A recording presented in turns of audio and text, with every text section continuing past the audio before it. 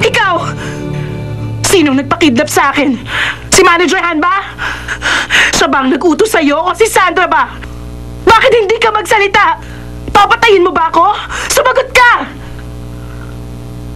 Kain na. Mahaba ang biyahe. Teka, di ba may nanay ka rin? Paano na lang? Kung may kumidnap sa nanay mo, makakaya mo ba yon? Nakikinig ka ba? Kaya ba ng konsensya mo na pahirapan kami ng anak ko, ha? Alam mo, hindi ko alam kung sinong nag-utos sa'yo. Pero kayang-kaya rin kitang bayaran. Marami akong nakatagong pera.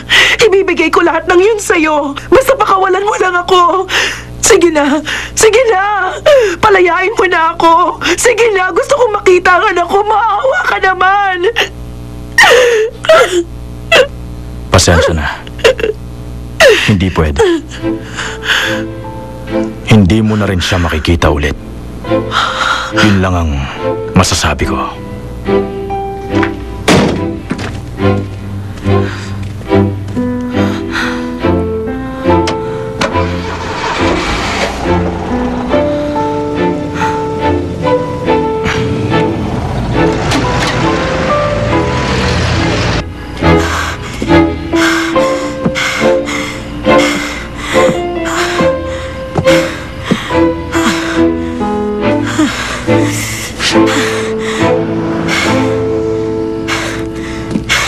Ikaw ang iibigin, ito iyong dinggin.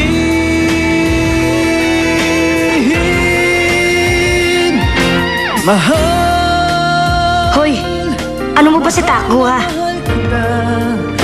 May gusto ka ba sa kanya?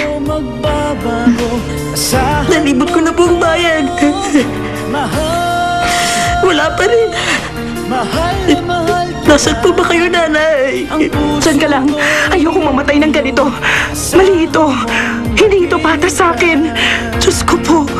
Kahit ngayon lang, tulungan po ninyo ako. Tulungan niyo akong makita si Takgo. Hayaan ninyo makasama ko ang anak ko.